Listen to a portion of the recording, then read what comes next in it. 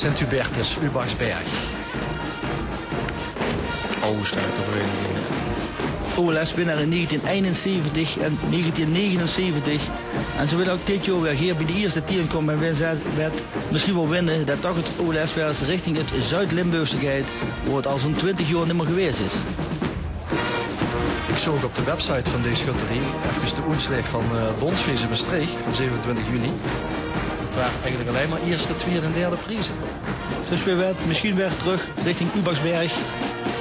Ja, maar het heeft niks met scheten te maken. Hè. De Christen Oude Limburg met scheten. Ja, dat klopt. De prijs was tegen de voorop zat met marcheren, met een optocht, met een défilé enzovoort. En daar wint ze de Oude Limburg in dit midden. Ja, maar als ze door al goed in oefenen, dan hebben ze ook de afgelopen week onder de buik gestaan. Ja, het zegt men. Maar het moet altijd nog blijken, hè. Is dat omdat ze van Spouwbeek wist, dat ze twijfels aan Ubachsberg? Nee. Maar Doe ik. de bulken werden nog maar kleiner.